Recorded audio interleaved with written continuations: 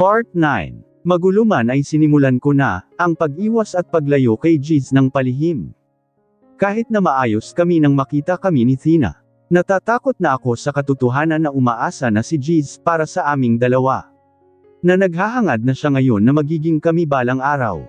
Alam kong sa sarili ko na kahit kailan, hindi niya malalamangan si Tina sakin. Kaya hanggat maaga pa, mabuti nang itigil ko na ang sinimulan ko.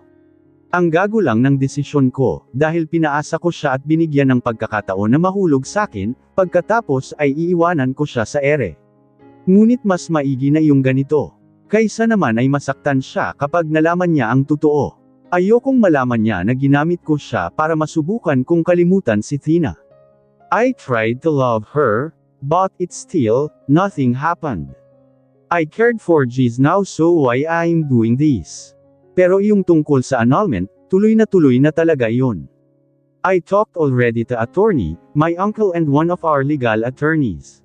Nang malaman niya na ipapawalang bisa ko na ang kasal namin ni Tina, halatang nagulat siya. Kinasal kami ni Tina sa huwes at kaibigan pa ni attorney ang judge na nagkasal samin. Maraming beses niya ako tinanong kung bakit, ang sinabi ko na lang ay hindi ko na kaya. After we have a long talk, pinaliwanag na niya sakin, ang proseso ng annulment. Pagkadating ko sa kondo, ni-review ko ng mabuti ang mga tinalakay niya sakin kanina. Pinasadahan ko ng tingin ang lahat ng mga papel na nakalatag sa limestang salamin. Binasa ko ng maigi ang mga nakalagay. Kailangan ko tuloy gumawa ng marital history naming dalawa. Hindi yun ganong kadali sakin, dahil ang ibig sabihin noon, kailangan kong balikan ang masasakit na bagay na nangyari sa aming dalawa. Kung hahanapin ko ang pinakamasakit, iyon na yata ang kasal namin. Pinili kong sa huwes kami ikasal ni Tina. Gusto ko sana sa simabehan, kaya lang, alam kong kabastusan sa nakakataas. Kung papakasalan ko siya na hindi niya ako mahal.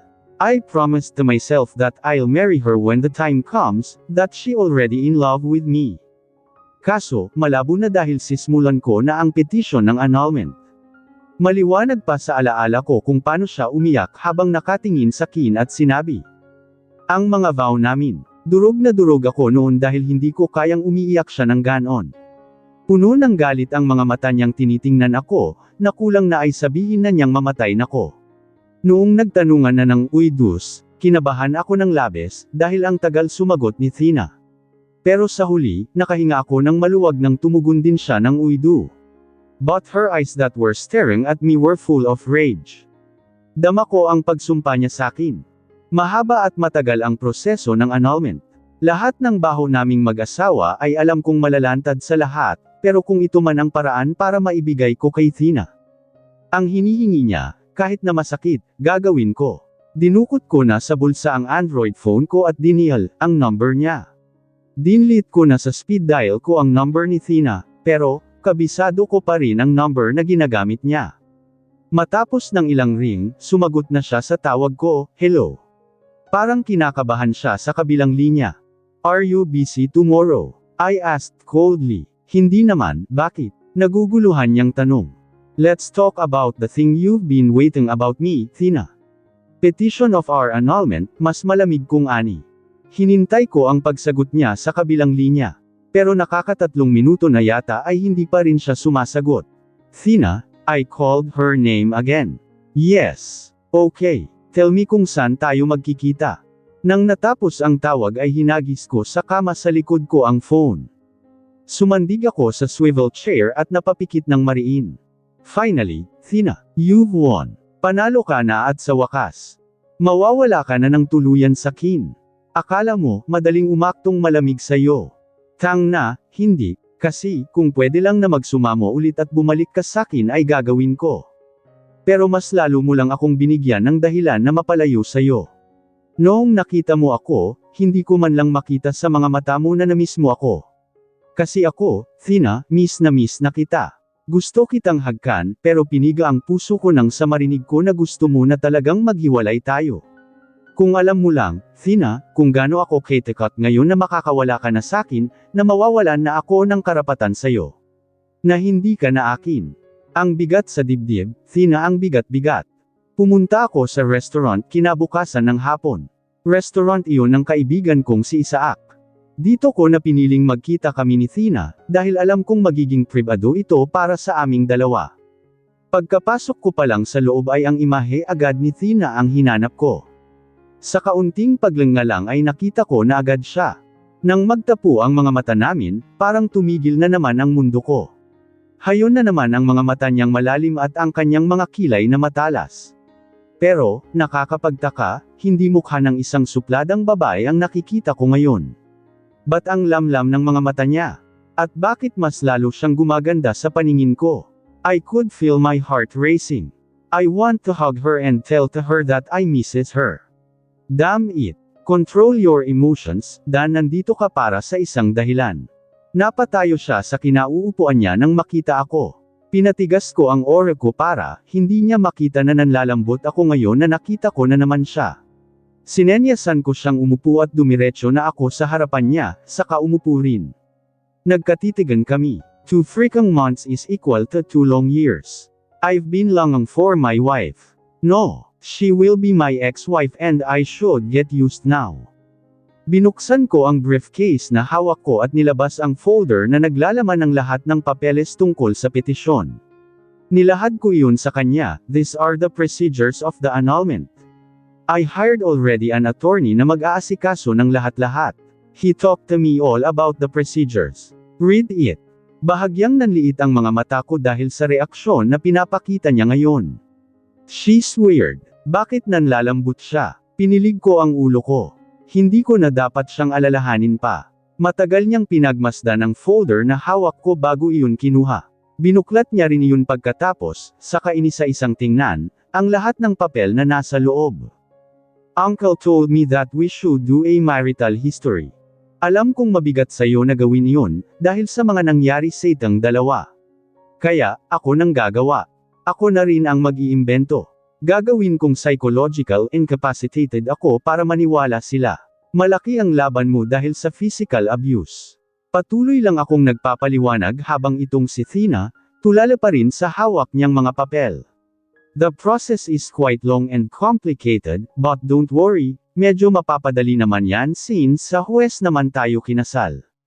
Mukhang nagmamadali ka. Tumigil akong bigla sa pagsasalita at naguguluhan na tiningnan siya. Anong sinasabi mo? Tiningnan niya ako ng diretso. Tell me, Dan, ba't ka nagmamadali? Dahil bang gusto mo nang makasama si Giz? Nalaglag ang pangako at mas lalo siyang tiningnan ng naguguluhan. What is her problem? Bakit parang ang labas dito, parang ako ang nagmamadali na makipagkalas sa kanya? Thina, I don't know what is on your mind, ikaw ang may gusto nito, di ba? Heto na, binibigay ko na. Ano pang sinasatsat mo dyan? Yan naman talaga ang gusto mo, di ba? Ang makasama yang Drew mo at mawala na ako sa buhay mo. Mahinahon kong paliwanag, pero nagsisimula na akong mairita. Ilang beses ko nang sinabi sa'yo na walang namamagitan sa amin ni Drew. Boss ko siya at matagal ko na siyang kaibigan kaya ganun kami.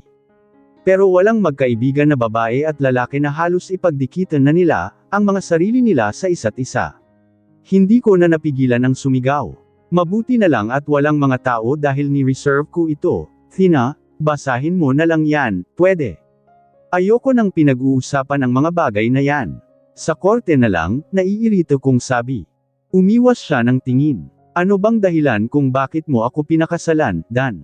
Kasi, naguguluhan na ako. Hindi ko alam kung yung lahat ng pinapakita mo sakin ay totoo. Natulala lang ako na pinagmasdan siya.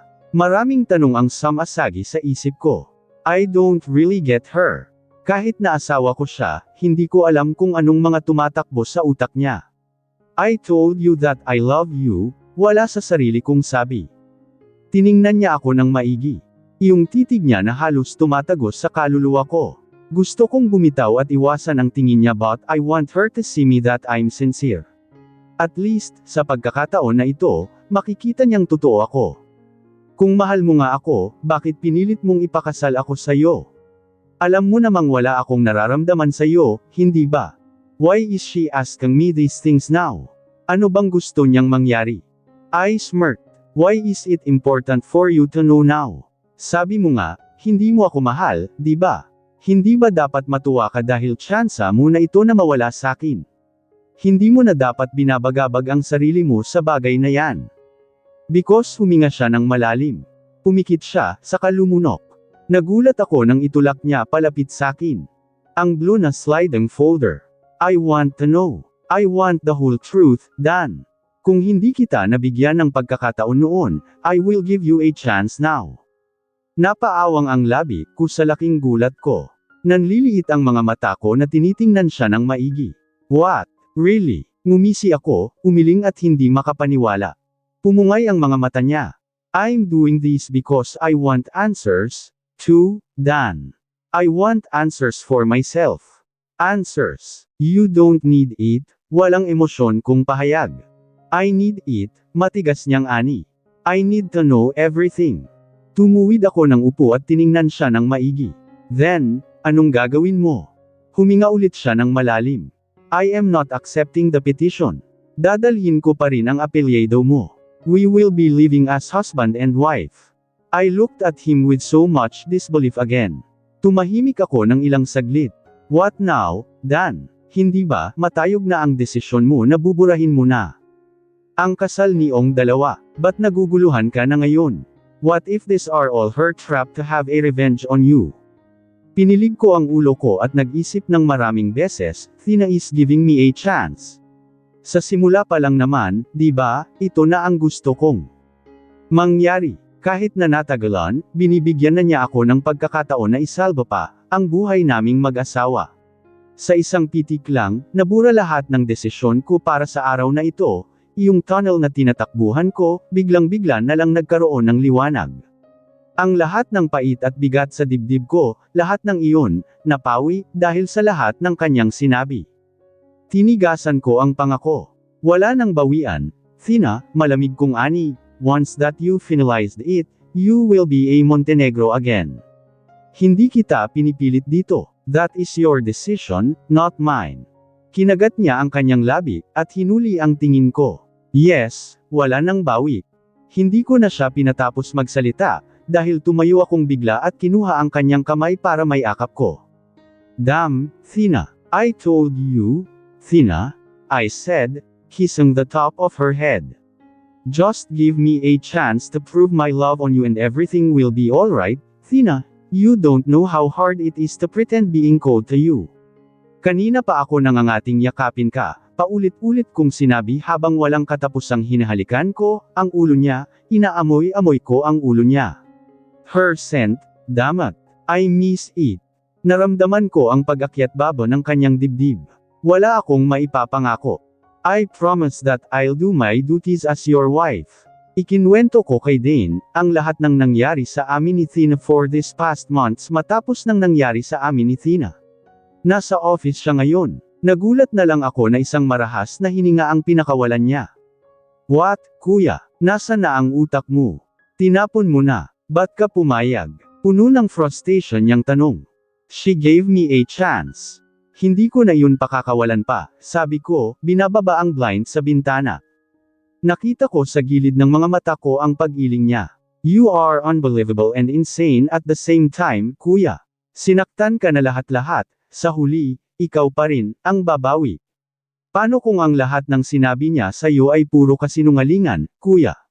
What if it's part of her revenge? Paano kung ang plano niya ay mas mahulog ka sa kanya at sa huli, iiwan kanyang lagapak? Sinaktan mo siya, baka nakakalimutan mo. Tumitig lang ako sa opisina at pinagmasdan ang overlookong view ng mga damo at puno at pinagmasdan, ang araw na papalubog. Maya-maya ay nilingan ko na siya. If she wants revenge, then I will pour her with pure love, yung tipong dahil dun, magpapabago ng isip niya at hahanap-hanapin niya ako, yung ititigil na niya ang plano niyang maghayganti dahil lunod na siya sakin. Yes, this is my last plan for us, Thina. Sisiguraduhin ko na sa pagkakataon na ito, maghuhuramentado na ang puso mo sakin. Sisiguraduhin kong ako ang mananalo sa gyera nating dalawa.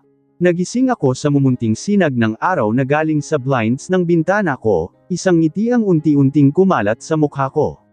Finally, I'm here in my house again. Kakalipat lang ulit ng mga gamit ko mula sa kondo ko noong isang araw. Maging si Thina ay ganoon din. Tumira kasi siya sa kondo niya nang umalis ako. Binuhay ko na ang sarili ko at bumangon. Sinuot ko ang alfombra na nasa ilalim ng kama at pumunta na sa banyo para makapag-ayos. Pagkatapos ay pumunta na ako sa tapat ng kwarto ko kay Thina na kwarto. Hindi pa rin kami magkatabi sa iisang kwarto magpasa hanggang ngayon.